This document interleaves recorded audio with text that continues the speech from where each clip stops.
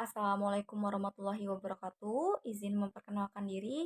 Nama saya Rihadatul Nuraisi, NPM 2375261 dari Program Studi Akuntansi Bisnis Digital kelas 2B.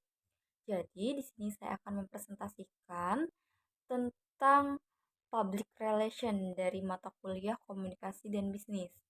Oke, langsung saja kita akan membahas tentang pengertian dari public relation. Public relation adalah upaya perusahaan untuk memelihara hubungan yang positif dan saling menguntungkan dengan berbagai pemangku kepentingan seperti media, karyawan, pelanggan, dan masyarakat luas. Selanjutnya, ada ruang lingkup dari public relation dalam organisasi. Di sini ada dua, yaitu internal dan eksternal. Public relation internal itu berfokus pada komunikasi dan membangun hubungan dengan pihak-pihak dalam atau internal dari organisasi maupun perusahaan. Untuk public relation eksternal itu fokus pada komunikasi dan membangun hubungan dengan pihak-pihak luar atau eksternal dari organisasi maupun perusahaan.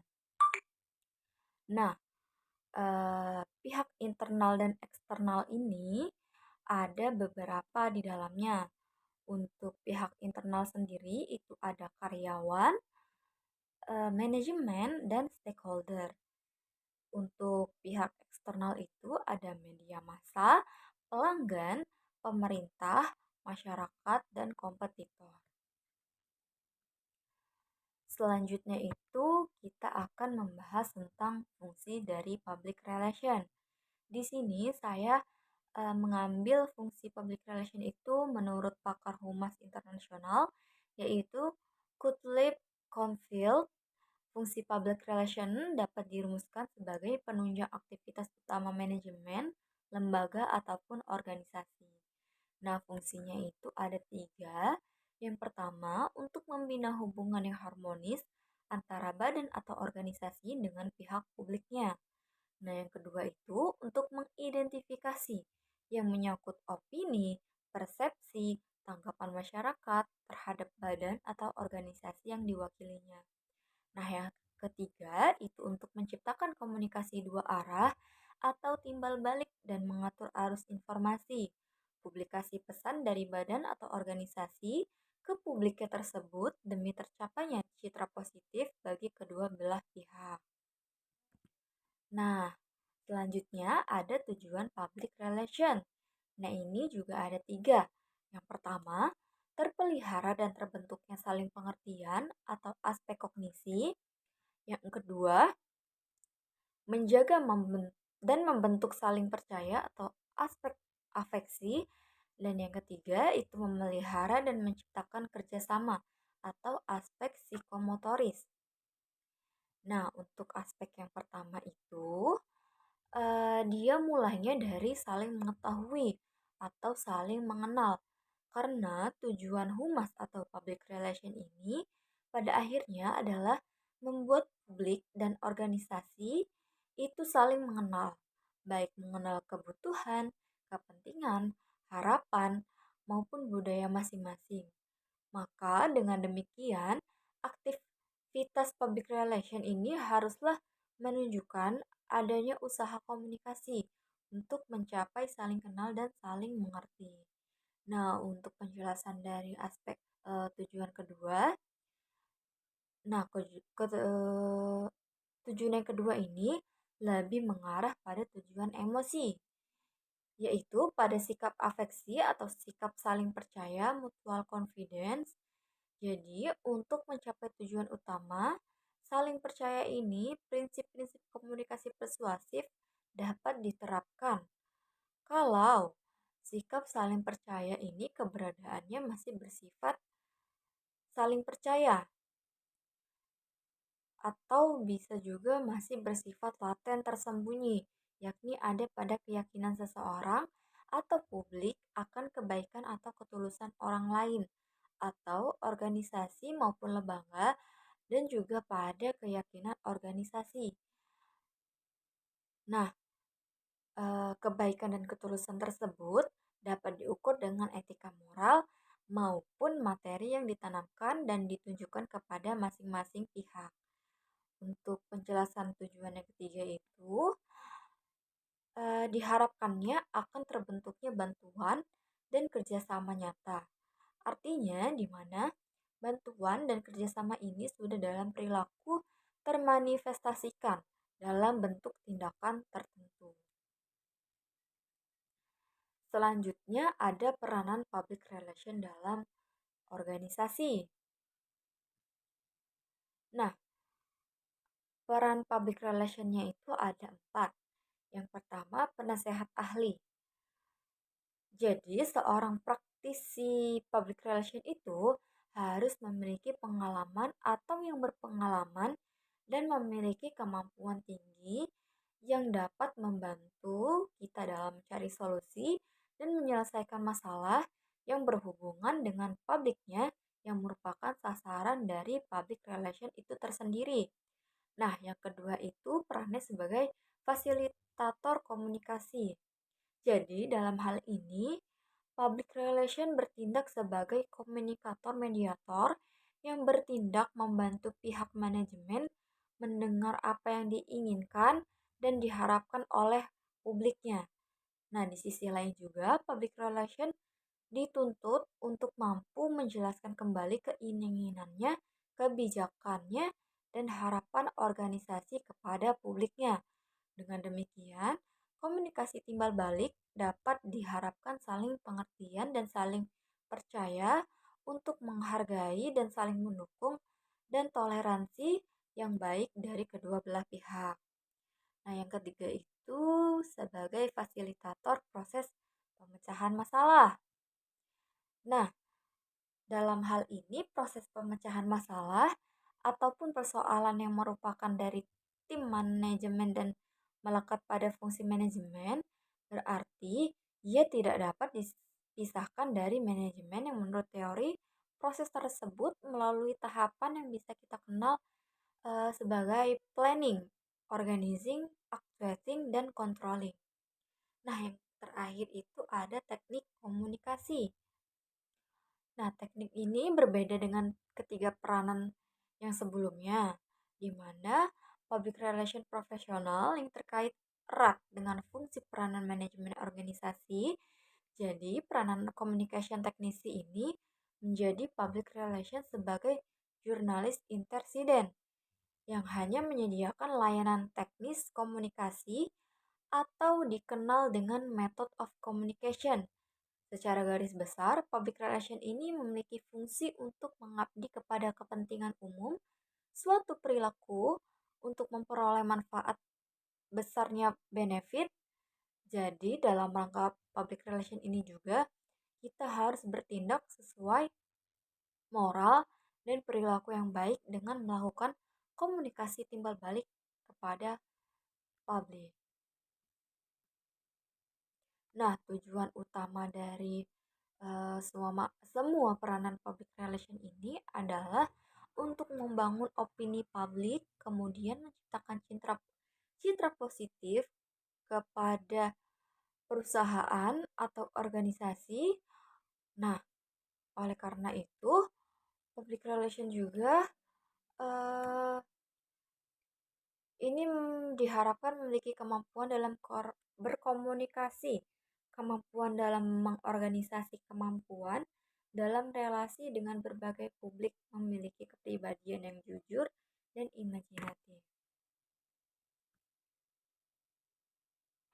Nah, tugas publik dari public relation ini ada programming, relationship, writing dan editing, information, special event, production, speaking, dan evaluation.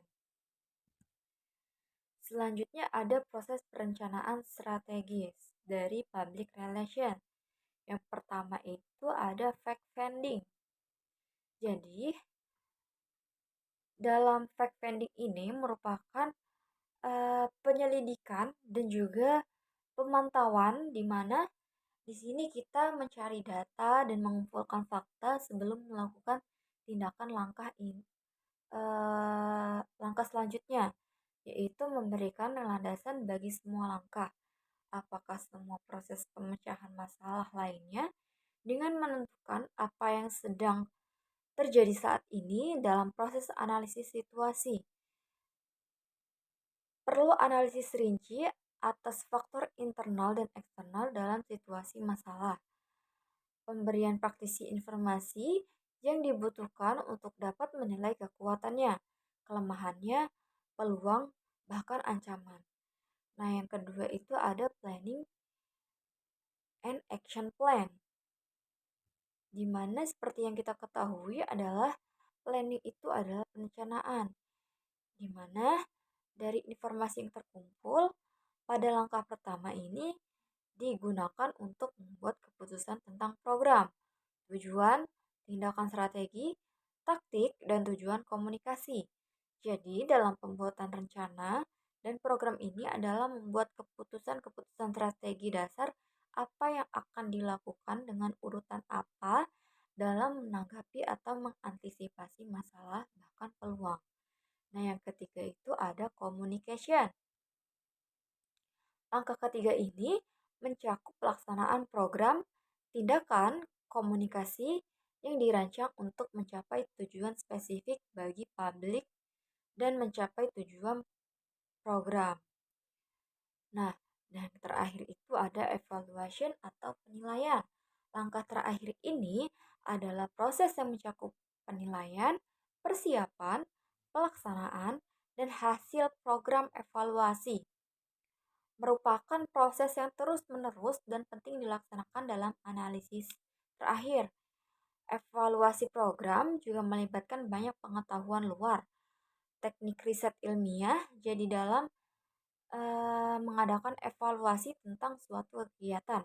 Apakah tujuan tersebut sudah tercapai atau belum, termasuk mengevaluasi keefektivitasan dari teknik-teknik manajemen dan komunikasi yang telah dilakukan.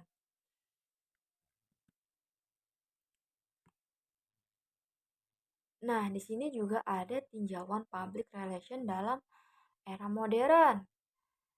Nah, kehadiran new media dan media sosial telah mengubah praktisi public relation dalam berpikir dan melaksanakan praktiknya. Dengan mengoptimalkan potensi yang dimiliki media, maka praktik public relation akan lebih mendunia, lebih strategis, bersifat komunikasi dua arah dan interaktif, simetris atau dialog, dan lebih bertanggung jawab secara sosial. Hal ini juga mencakup dapat mendasari bahwa pada era baru ini, sosial media dapat dijadikan sebagai salah satu yang digunakan dalam strategi PR dalam berkomunikasi dengan publiknya. Oke, jadi itu pemaparan dari presentasi yang saya buat.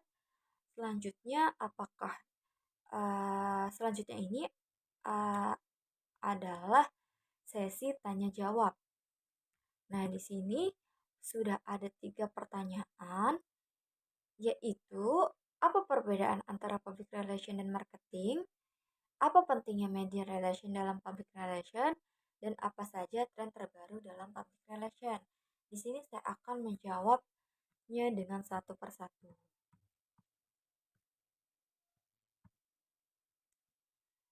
Di sini saya akan menjawab pertanyaan pertama dulu, yaitu apa perbedaan antara public relation dan marketing.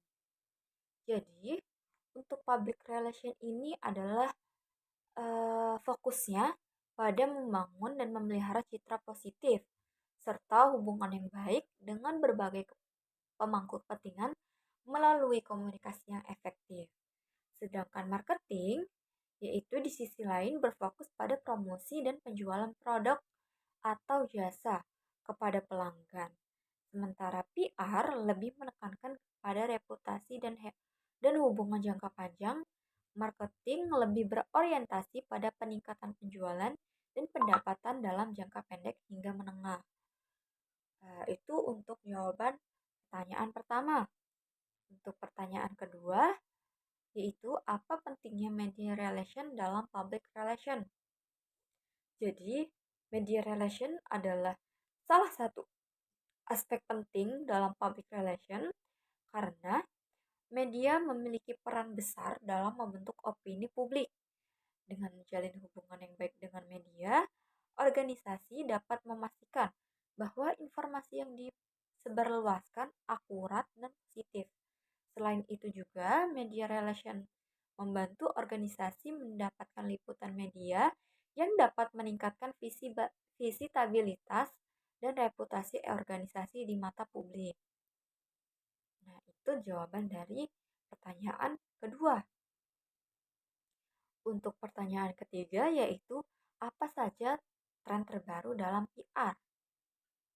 Jadi ada beberapa tren terbaru dalam PR, yaitu saya mengambil 4 di sini. Yang pertama, meningkatnya penggunaan media sosial, di mana praktisi public relationship semakin banyak eh, menggunakan media sosial untuk berkomunikasi dengan publik. Nah, yang kedua itu ada personalisasi, di mana public relation semakin banyak menggunakan strategi personalisasi untuk menjangkau publik secara lebih efektif. Dan yang ketiga itu internal communications. Komunikasi internal menjadi semakin penting bagi organisasi dan dapat membantu organisasi dalam membangun hubungan yang kuat dengan karyawan dan memastikan mereka memahami tujuan dan strategi organisasi. Dan yang terakhir itu ada reputasi manajemen, di mana membangun dan menjaga reputasi yang baik bagi organisasi dalam mengelola reputasi mereka dan mengatasi krisis komunikasi. Baik, itulah presentasi yang saya bawakan pada hari ini. Saya mohon maaf apabila banyak kesalahan dalam pembuatan PowerPoint maupun eh, perkataan saya yang kurang berkenan. Saya mohon maaf dan kepada Allah saya mohon ampun. Saya akhiri dan saya ucapkan terima kasih. Wassalamualaikum warahmatullahi wabarakatuh.